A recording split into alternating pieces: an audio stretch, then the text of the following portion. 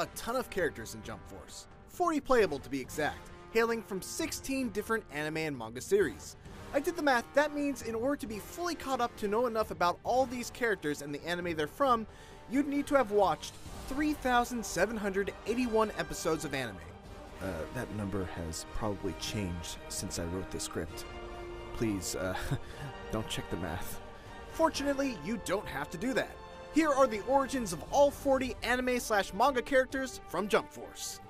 Monkey D. Luffy, the leader of the Straw Hat Pirates who ate a devil fruit that turned him into a rubber man, which is why he can do things like this. And this. And, wait, what?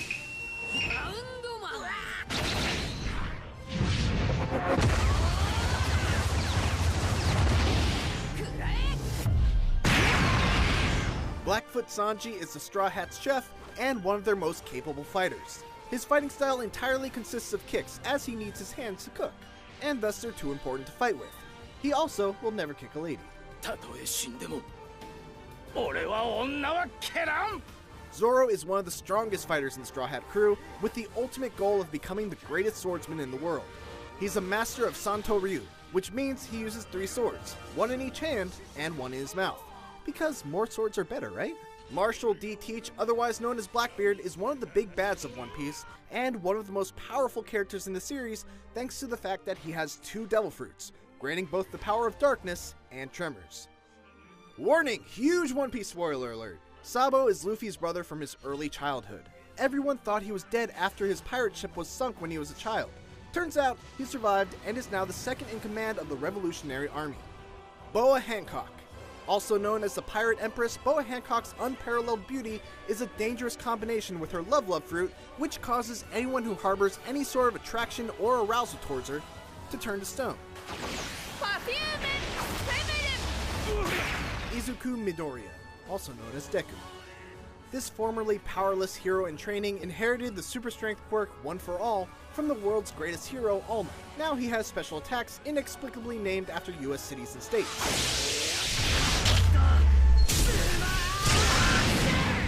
Naruto Uzumaki. A talentless outcast turned ninja savior, Naruto Uzumaki has had quite the journey earning a spot on the Mount Rushmore of ninjas. He's incredibly strong, backed by the power of the Nine-Tailed Fox, his sage training, and his Hokage bloodline. Sasuke Uchiha, Naruto's greatest frenemy. Sasuke is a survivor of the Uchiha clan. In his later teen to adult years, he's become more of a swordsman, with a fighting style that mixes swordplay, electricity, and weird techniques named after Shinto gods. Though, I like to pretend that they're named after Okami characters. The copy ninja Kakashi Hatake is the mentor of Naruto and Sasuke in their early years. He sports a Sharingan eye formerly belonging to his friend Obito, that he can use to perform a technique called Kamui, which can transfer objects to another dimension. Kaguya Otsutsuki. God, that's a hard one to say. Kaguya Otsutsuki. She's a man-eater. To explain all of the plot threads that lead to Kaguya's origin and revival would take far too long. So, in a nutshell, Kaguya is the mother of chakra, she's really, really, really old, and she's essentially the final boss of Naruto. Gaara's a good old sandboy. He started out as one of Naruto's fiercest foes, and ultimately wound up being one of his closest friends after the two duked it out. Now he's the Kazekage, or leader of the Hidden Sand Village. Boruto Uzumaki. After the conclusion of Naruto Shippuden, the next chapter of the Naruto saga began, starring Naruto's son, Boruto.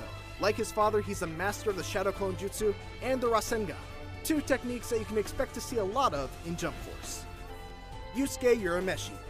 14-year-old Yusuke Urameshi was a middle school delinquent who died saving a boy's life. Then he was brought back as a spirit detective, solved a bunch of cases, and now he shoots mountain-destroying bullets of spirit energy out of his fingers.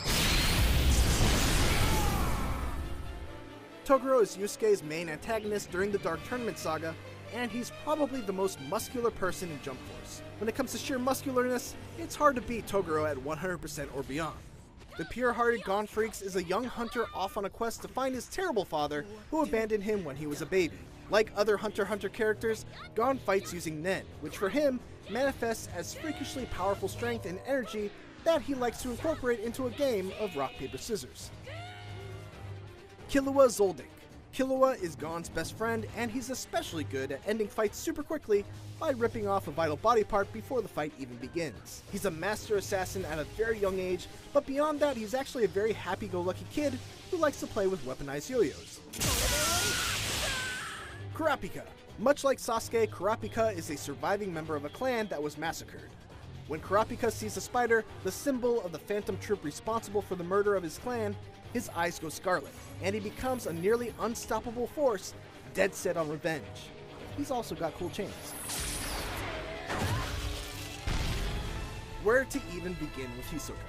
For one, he's a killer clown / magician, and he's one of the strongest, most intimidating characters in Hunter x Hunter.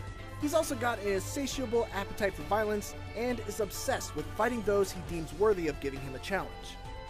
Ichigo Kurosaki is part junior high student, part Shinigami, part Quincy, part Hollow, part Fullbringer, and if you don't know Bleach, that probably sounds like a lot of nonsense.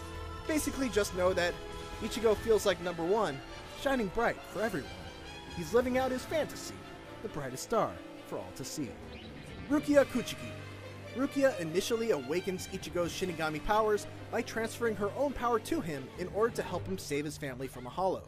Throughout most of the series, Rukia is in a weakened state thanks to her transferring so much of her power over to Ichigo. But once she gets her powers back, she's able to do some pretty cool things with her sword, Sode no Shirayuki.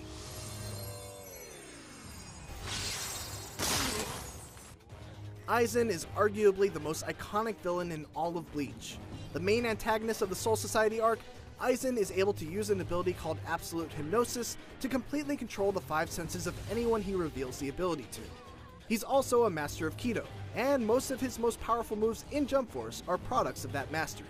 Renji is one of Rukia's best friends and is the vice captain of the 6th Division in Soul Society. He's a wild and brash Shinigami much like Ichigo, but probably the most notable aspect of him is his sword Zabimaru, which if you've played Soul Calibur, it's basically Ivy's sword. If Ivy's sword could also transform into a giant bone dragon, and eventually into wearable bone armor. Pegasus Seiya. Saint Seiya is one of the all-time classics of shonen manga, and Seiya is the man at the helm. He's what's known as a saint, a mythical warrior who has served the goddess Athena throughout the ages. Seiya dons the Pegasus cloth primarily, but when he turns into his awakened state in Jump Force, he wears the Sagittarius gold cloth.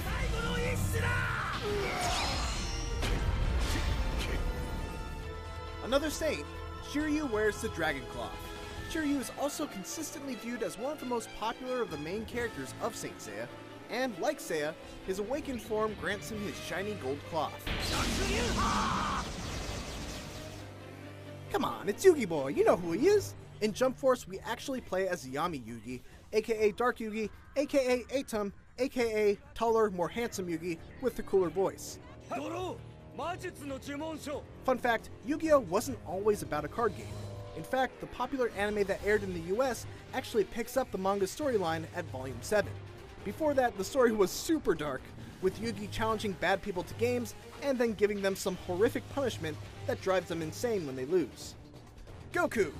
Arguably the most recognizable character around, Goku is of course the main hero of Dragon Ball.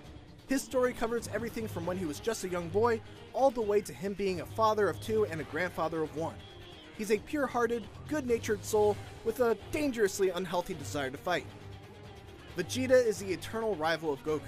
The two started out as bitter enemies, eventually became less bitter enemies, then became sort of friends, then became bitter enemies again, and now they're in a pretty good place. Frieza. Frieza is a galactic conqueror who first crossed paths with Goku and friends when he attempted to gather up the Dragon Balls on planet Namek in an effort to gain immortality. Since then, he's basically been Goku's arch-nemesis, coming back for revenge on multiple occasions. Piccolo is one of Goku's oldest enemies and closest friends. He's actually kind of more of a father to Goku's son Gohan than Goku is.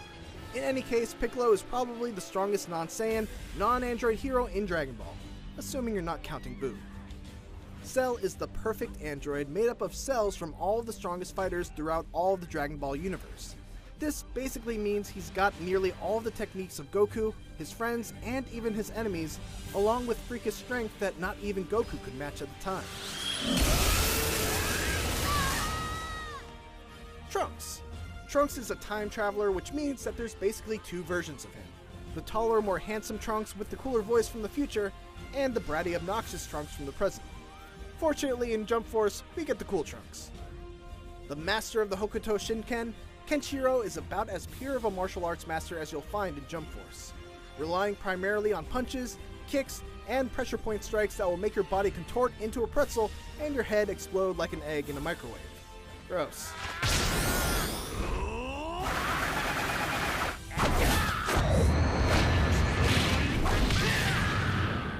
Ryo Saiba. If there was an award for the character that feels most out of place in a fight amongst superpowered aliens, monsters, and demigods, it would go to Ryo Saiba. He's a sweeper who works to clean up the crime-laden streets of Tokyo with his Colt Python 357 Magnum. Still, he's an extraordinarily skilled gunman, capable of firing a series of shots that all land on exactly the same spot on a target.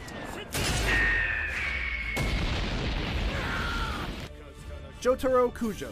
The star of Part 3 of JoJo's Bizarre Adventure, Jotaro is arguably the most recognizable face of the series. He possesses what's known as a stand, which is essentially the physical manifestation of a user's fighting spirit. In Jotaro's case, his stand is called Star Platinum, and it basically allows him to beat the living hell out of people, all while keeping his hand in his pocket. Dio. Dio is the arch nemesis of the Joestar family, with the version in Jump Force taking the form of his character in Part 3 of JoJo's Bizarre Adventure, which is actually his head from Part 1 attached to the body of Jonathan Joestar, also from Part 1. He's an extremely powerful vampire made even more powerful thanks to his stand, the World, which has the power to stop time. Dai is from the anime/manga Dragon Quest: The Adventure of Dai, which is based off of the Dragon Quest video game series. In a story that should sound all too familiar to fans of Dragon Quest, the Demon King returns, and Dai must set out on a grand adventure to defeat him and bring peace back to the world. Kenshin is a master swordsman who was previously known by the moniker Batosai the Manslayer. Many years later, he became a peaceful wanderer and used his skill to help those in need as a way to atone for his many sins. He is one of the most purely skilled swordsmen in all of Jump Force, and what he lacks in strength, he makes up for with godlike speed. Shishio Makoto. Despite his appearance, Shishio is actually not a mummy. The many bandages on his body cover the countless burns he received after being doused in oil and burned alive. He's also an extremely skilled swordsman who uses a sword called the Mugenji, which is a serrated blade covered in oils that he can ignite to create special flame techniques. And finally, Asta. Asta is a young boy who dreams of one day becoming the Wizard King. The only problem is that he completely lacks any magic skill. Instead, he has trained his body to an insane degree, making him extremely physically strong. In addition, he possesses a 5-clover grimoire that gives him access to powerful anti-magic weapons.